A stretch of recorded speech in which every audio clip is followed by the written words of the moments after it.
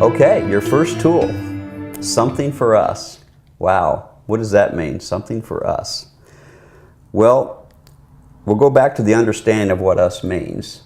And, when I look at Angie, right, and I look at the thing that was created when we married each other, there was like a separate entity, if you will.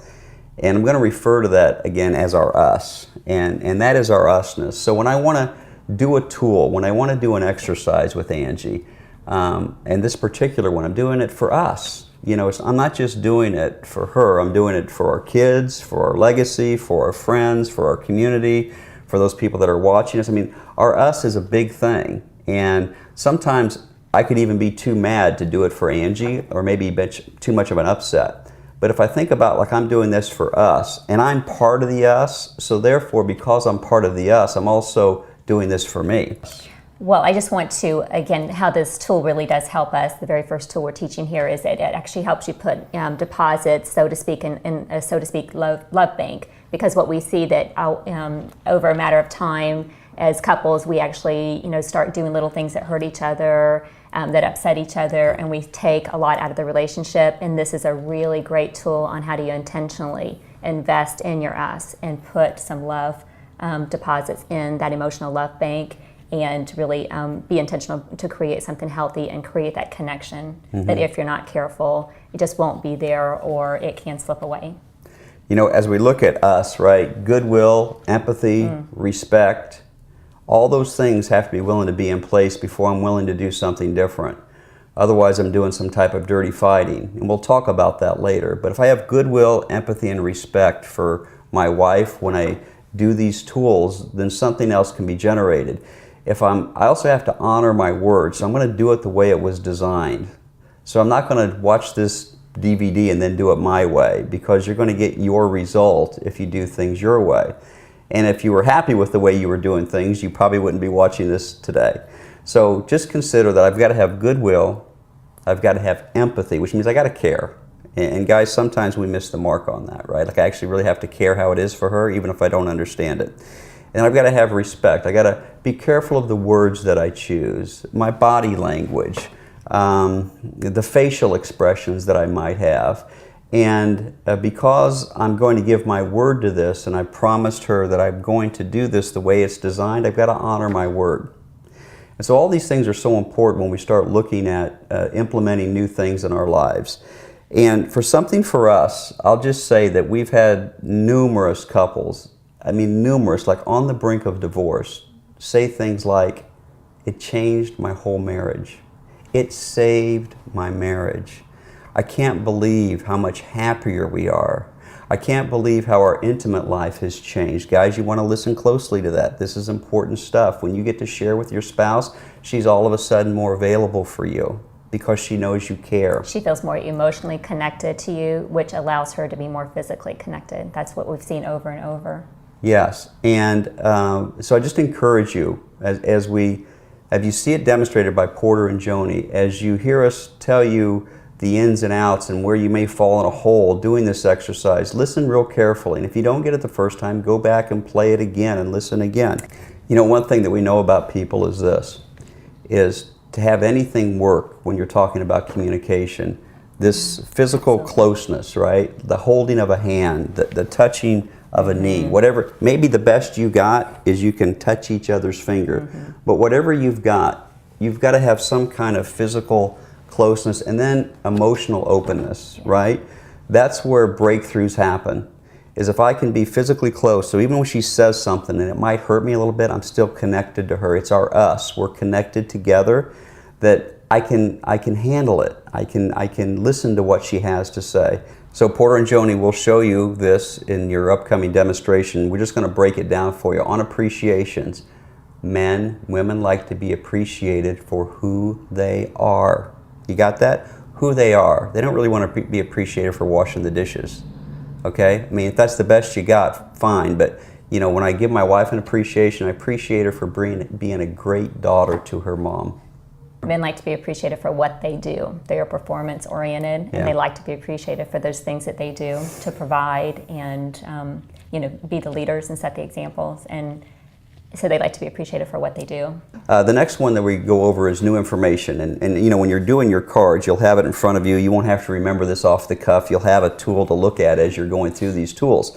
And so new information is basically that. And men, again, I want to speak directly to you. We are usually pretty bad about all the details and telling our wives things like, oh yeah, by the way, Bob's getting married in 2 months, right? You know, Bob being my best friend, let's say, and me forgetting to tell her.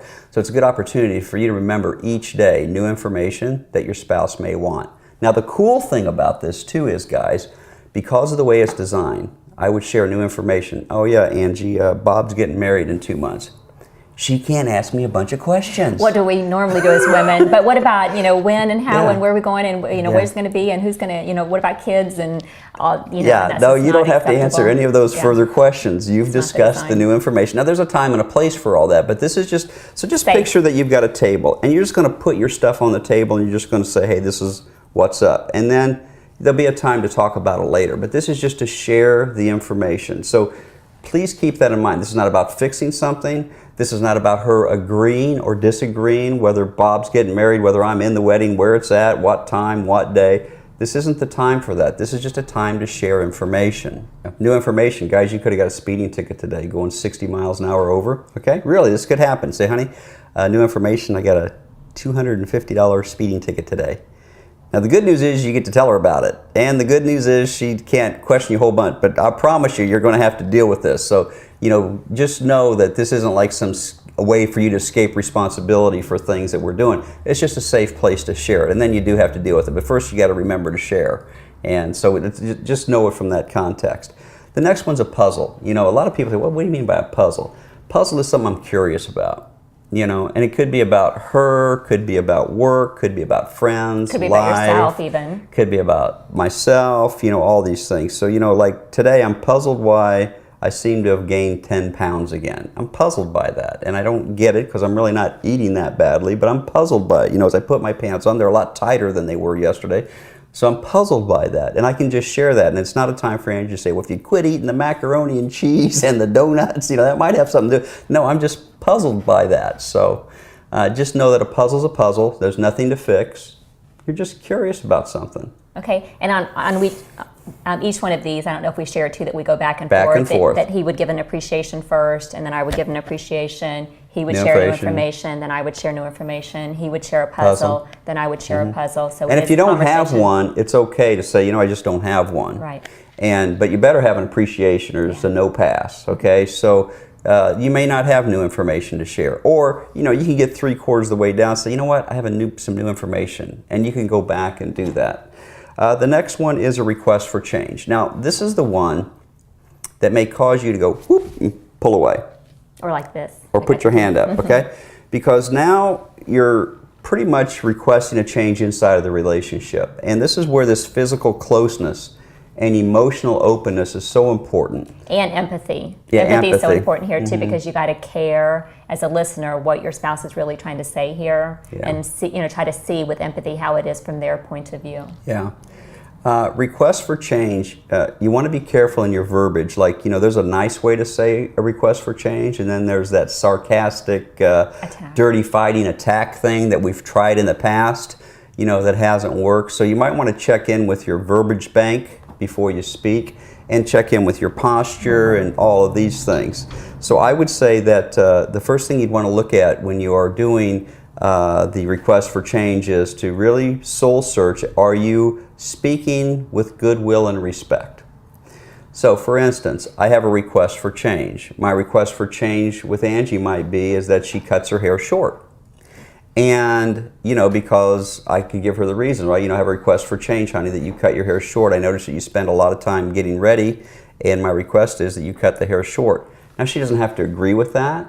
She doesn't have to argue with me about that. It's just a request for change that I have. I don't have to defend myself and prove my point at this time. Yeah, and if you have a hurt or a wound around that, she goes, well, he must want me to cut my hair short because he likes that girl at the office with short hair and all the stuff that you can get hooked in. This is the most dangerous part of this. If you don't do this with goodwill and respect, you'll get hooked and you'll throw this out the door and you'll say, that didn't work, and there'll be a big fight. It's just a request for change. You know, if I would have said to Angie, you know, honey, I wish you'd get your darn hair done. We're late every single time because you take so long doing your hair. And if you just cut it short, we wouldn't be late for everything. Can't you get it? Now, where's that going to get me? It's not going to get me anywhere, is it? Really? So we have to, you know, we got to be careful on our verbiage, right? And how we're saying things and acting and so on and so forth. And we do want to go back and just share that just because the request for change is put out there does not mean that the partner is accepting it or agreeing to it. That's right. Okay, that'll be another tool. We promise you we'll get you there. Right. But right now, he is just sharing. He's just sharing what's there for him, and I'm just listening to what's there for him. Yeah, she doesn't have to say, I'll do it, I'm not going to do it, you know, whatever. None of that's on the, we're just putting it on the table. It's just my request for change, all right? Ask for or offer forgiveness. You know, if we really look at the power of forgiveness, this is a great tool. And if you could take on doing this one every day, even for the little things, like, you know, honey, I promised you I'd take the garbage out yesterday, but I didn't do that, and I know that you counted on me to do that. You know, will you forgive me? Not I'm sorry, not, you know, will you let it go? Say, will you forgive me? You know, because as we practice forgiveness, it cleans the slate. It actually gives us the ability to let it go. You know, I'm going to ask for forgiveness, and this is the only part of the conversation that she can actually talk back about and say, you know what, I forgive you. Yeah, because we're talking about a healthy us, and there's so many little bitty things like that we carry around as resentment and disappointment, and this tool really helps you address those things on a daily basis, all the little things. I mean, we have huge upsets, I know all of us do, but it's all those little things that just add up, you know, the resentment and the grudges and the disappointments, that if we had this tool and just really focus on it every day, we can actually have a lot of freedom. Yeah. All right, for the next one, if you're someone of faith, right, then you can relate to this part of the conversation. If you're not, you can move ahead on the DVD. But for those of us in the faith community, prayer is an awesome way to have empathy, compassion, and care about your spouse. So I can ask my wife to pray for me about a certain area of my life, and then in her private prayer time, or even right then if she chooses, we could pray about that. And so for those in the faith community, it's an opportunity for your spouse to share, hey, would you pray for me? Like, my back has just been killing me and I really don't know what to do. I'm very frustrated. Would you pray for me on my back because I'm having a really hard time? And then she can choose to do that when she can. And the same for me. And for the last is wishes, hopes, and dreams. And you'll see Porter and Joni show this. A wish, a hope, and a dream is just that's what it is. You could hope for winning the lottery. You could wish for a vacation of a lifetime. You could dream of your house in North Carolina, you know, whatever it is that's there for you, small or little. This is just a time to share from your heart. Boy, I hope my wishes and my dreams is this summer's family vacation will be the best ever. And it's just that simple. You just put it on the table and you get to share something positive. So if you notice, we started on a positive, appreciations, right? Then we had to deal with some stuff in between. We had to deal with some of the stuff that life puts on the table to us, right? And then we got to end with a positive, and the positive being a wishes, hopes, and dreams.